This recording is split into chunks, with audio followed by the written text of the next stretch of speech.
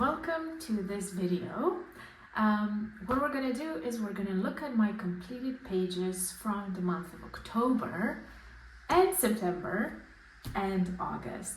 So it's going to be everything I colored in the last 3 months together in one video.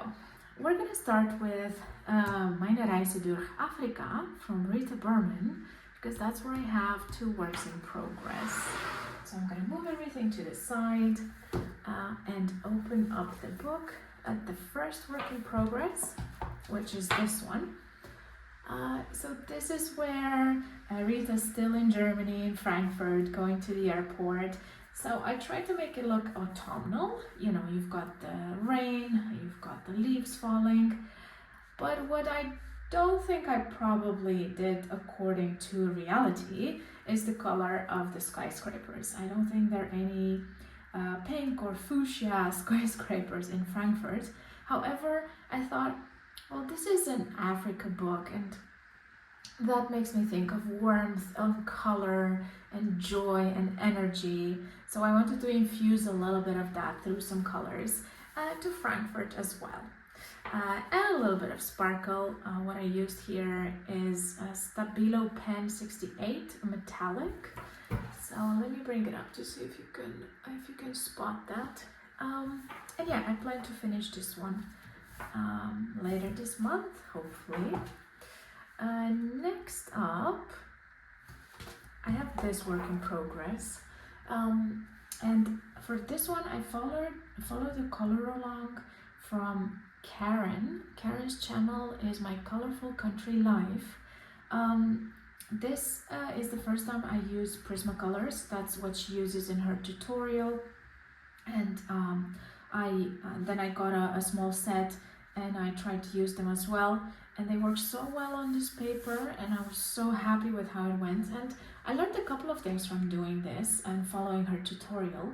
The most important one being how to blend and how to do transitions from, you know, a darker color like a dark red to this light yellow over here. And I tried to do that as seamlessly as possible. So I learned a lot about blending by doing this. I think you can best see it in the sun. I'm quite happy with the sun. Also in the leaves a little bit from light to dark. Also with the tree a little bit. Yeah, here mostly I think. So yeah, doing this taught me a lot on how to do these transitions between colors, which I really love. I think it's really fun to do that in coloring books. So I hope to also finish this following her tutorial this month. And then I did finish one on my own with the Prismas. I had just gotten them, so I wanted to try them out. So I used a lot of different reds here. And then I also used the jelly rolls for some sparkle, adding that metallic pop of color in there. Simple page. I enjoyed using the coloring supplies on this one. So that's everything in Rita's book. Next up is the last work in progress I have to show you. This is in Teresa Gurgis' Wish You Were Here. This is one of the first coloring books I got. And I started working on this page. It's autumnal, but also as we go into winter, I thought that's a beautiful landscape to work on as well. And what I did is I used, which one? The Albrecht Dürers, so the watercolor pencils, but just dry. I was inspired by Shell from Shell's coloring journey to do that. And what I learned from doing this cabin is that in order to create contrast, which is what you want, you know, you want to make an element pop, and the way you do that, at least that's what I learned from Shell, is that you are supposed to have high contrast between your lightest colors and your darkest colors. So what I did is, for every piece of wood you see here, I used a combination of 5 different colors, 3 browns, an ivory, and a gray, to highlight the light area in the middle and to make it darker on the edges. or here, you know, I started with light and I made it darker as you go inwards because there's supposedly less light there. So this is what I tried on this page so far, and I learned a lot from it, and I'm quite happy with how it turned out. So this is a good one in my book. And then I did the border with the jelly roll metallic. So I plan to continue working on this in November. Next up, we're going back to Rita, to her summer book, where I worked on a couple of pages. So this was one of the earlier ones that I did. I only finished it at the end of September, but I started it in early August, I think. And how I started this was I wanted to practice blending. So going from a darker red to what's basically a neon green over here. So that's what I started with the sun, one ray at a time. And I really enjoyed doing the blending. And I was like, whoa, this is super fun. I really enjoyed doing it. And then I did the sun, and I thought, well, now I need to do something for the background. And I had also just gotten Neocolor 2s, so I thought, well, let me try them on this page. And I chose these colors. I also wanted to see how can you blend two very different colors, what comes out of that. And I have learned what comes out of that. Now, I can't say this is a great page. I'm sure you would all agree with me.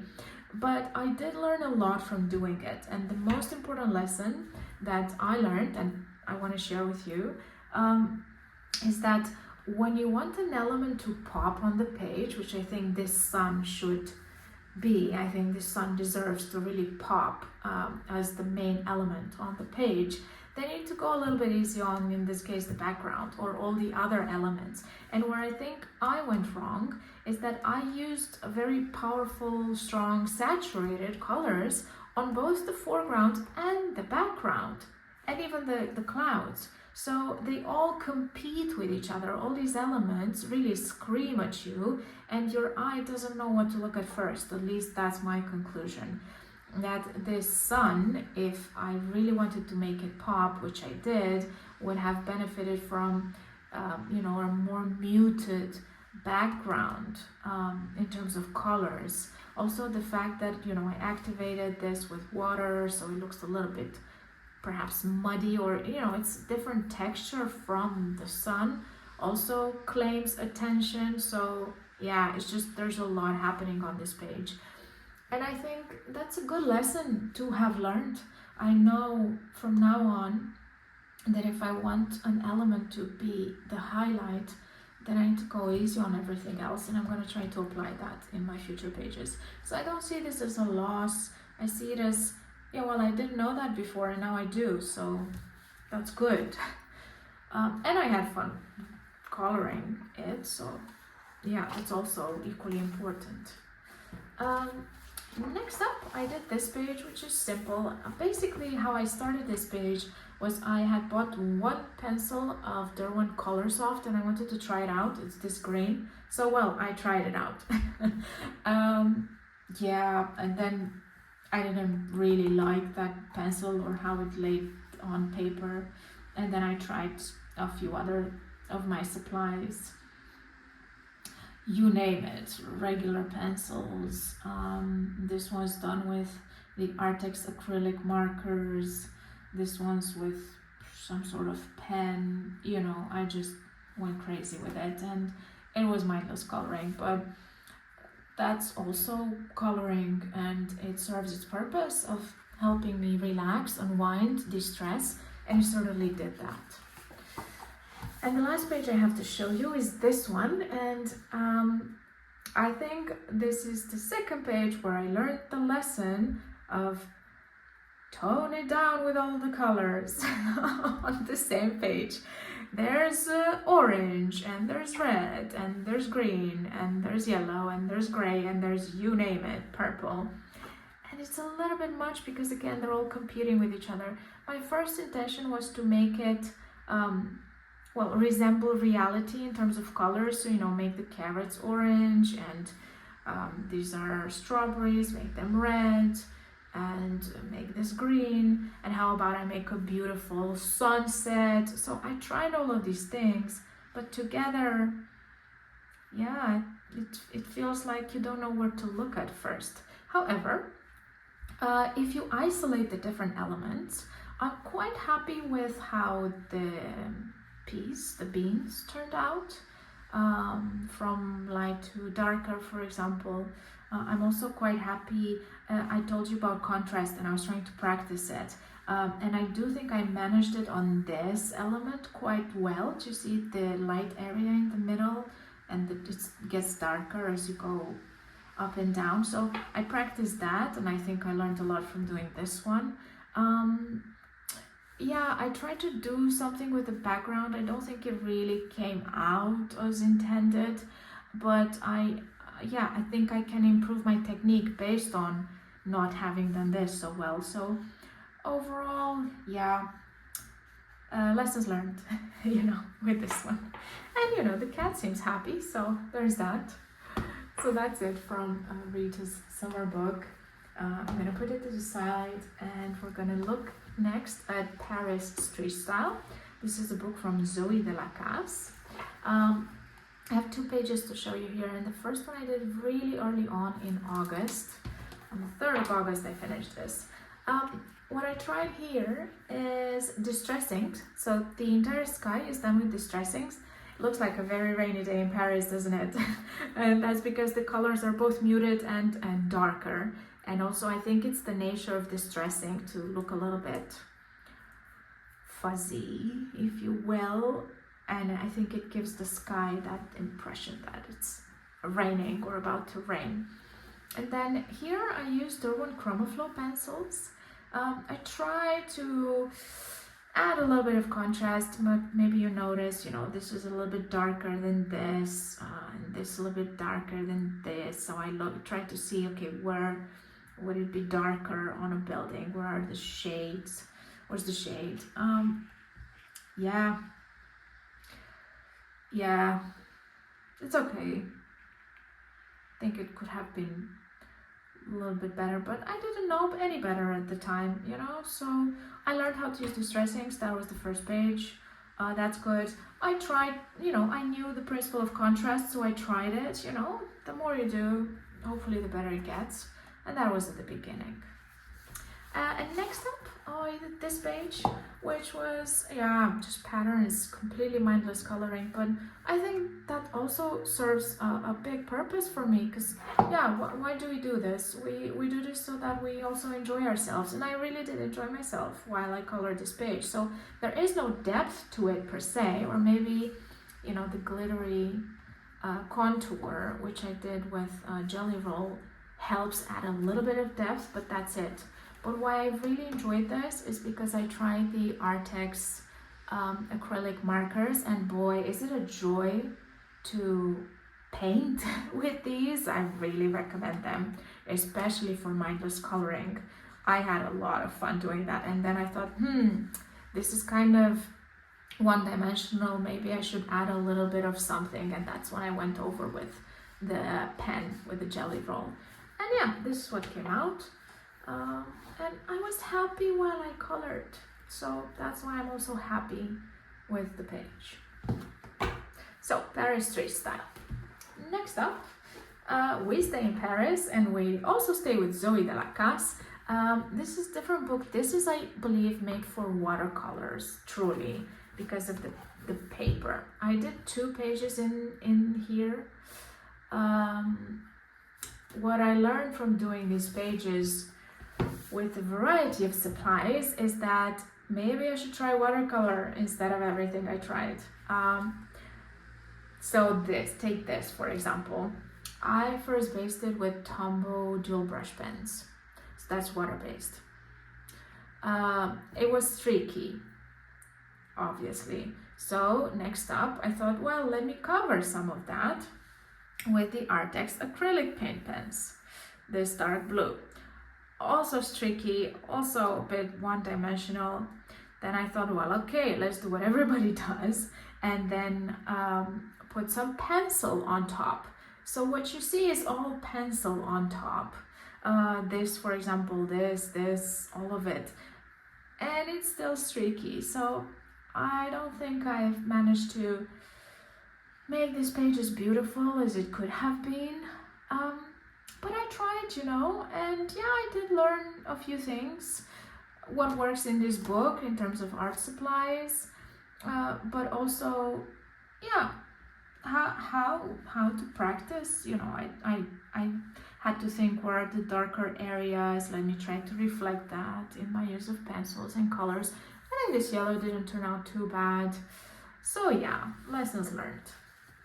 Another page that I have here, which I think looks a little bit better than the previous one, is this.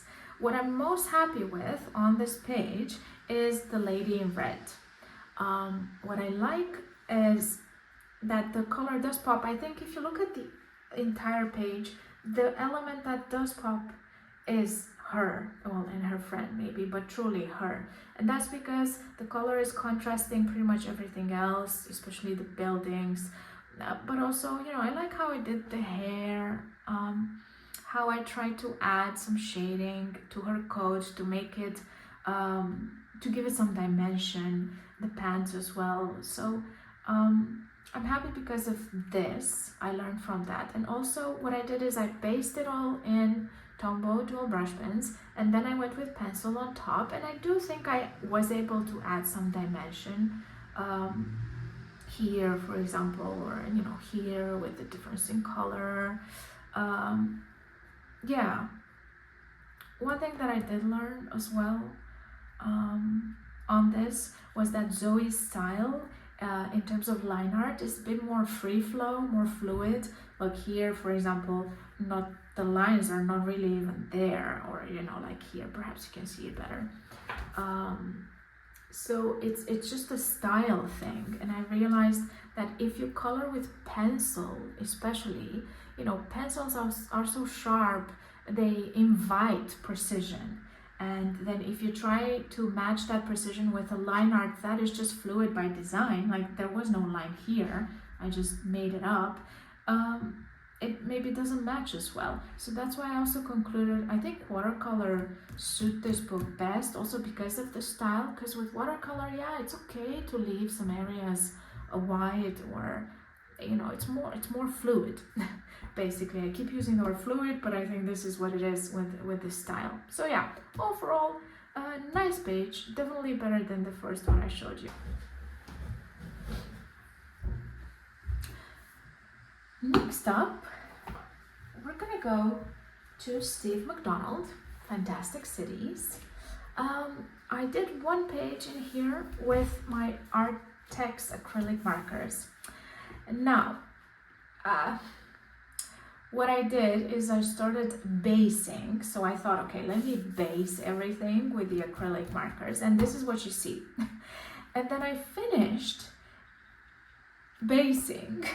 And I thought, I'm just finished. I'm just done. I thought maybe then I need to go on over all of this in pencil to add some dimension, some depth, make it darker in some places. But I just didn't feel like it. I was like, this page is complete. It served its purpose for me. And I don't feel like doing any more. And I know maybe I should. I mean, I can see that it lacks dimension, but on the other hand, if I don't feel like it, if I'm just done with a page, I mean, isn't coloring supposed to be enjoyable and fun? And if I'm done with having fun on a page, I don't know. What do you think? Does it feel to you like I should go over with something, or is it okay like it is? But I just felt like I was done with it in a way, so that's why I left it. I do like that it's colorful and joyous, and I really enjoyed putting color on this page. So that's enough for me. But yeah, I can see how one who's more motivated than me maybe would go over this in pencil. Do you ever have that? Do you ever feel like I just can't be bothered? I feel like I'm done, I'm happy with it, and that's it. I think this is what happened for me on this page, but please let me know, because I also felt a little bit bad for leaving it. But then this is supposed to be a hobby, and it's supposed to be enjoyable, and not do it because I have to. So that's why I decided to stop. But do you ever get that? moving on to fantastic structures, the same author, Steve McDonald. I also have a page here, and guess what? Same thing. I think this happens to me when I use the Artex acrylic markers with a brush. It's just so nice to use and color with them, and then when I'm done, I'm just done. So this is what I did on this page. I used only Artex acrylic markers and the brush version. And here I bought a Posca pen, white, so I tried it out. So that's all I did on this page. And also when I finished, I just felt like it was done for me, or I was done working on it in a way, so I left it. So again, I do think it's one-dimensional. Is that bad? Let me know. But that's Steve for you.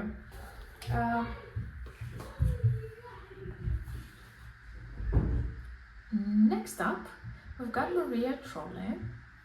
This is Nightfall. And what do I have to show you here? One page, which is a combination of many things. I just wanted to be done with this. I tried a few things. This is Neocolor 2s. It came out a bit muddy, so I learned not to do this on such leaves. This, where you see the green and orange, it's Inktense, and I wanted to practice blending different colors. Here there's some Inktense, and there's also some Chromaflow from Derwent, like here for example, and I tried to practice going from dark to light. Yeah, and overall it was just small experiments here and there, nothing special, but it is completed now. Two more to go. One more Maria Trolle for you from Botanical Garden. I have 2 pages here. The first one is an early one from August. It was one of the first times that I tried to build more contrast within an element, and I'm quite happy with how it turned out, you know, from dark to light. I think it's pretty, and I tried that with the leaves as well. I think the contrast could be a bit more prominent, but yeah, I was at the beginning and I was trying, and I do think this turned out quite nicely overall. When I look at it now, I like it. And it's all done in Chromaflow, just pencil. And then one more here, also Chromaflow. I also wrote down all the names. I practice contrast with this. I first based only the fox in watercolor. I learned I need to practice more with that. At the end of the day, I did try to practice, you know, making it darker here, you know, the areas where there wouldn't be as much light on the ear. It was okay. I do think I learned quite a bit from doing this. And the last thing I want to show you is this. I just doodled. I drew this myself in a sketchbook, and then I thought, well, let me try to use some color on it, and that's what I ended up with. And I practiced transitions, you know, and blending, and maybe different color combinations, and I had fun doing it. I thought it was cute, and I thought, well, yeah, I can color the line art of an artist, or I can also maybe doodle something myself and see what comes out. So I tried this out, and I think it's cute. I'm happy with it. It was a nice moment. So that's it. Thank you for spending some time with me today. These are my color pages from August, September, October 2023. I hope you learned something from it, and I hope you enjoy your coloring as well. Thank you, and see you next time. Bye!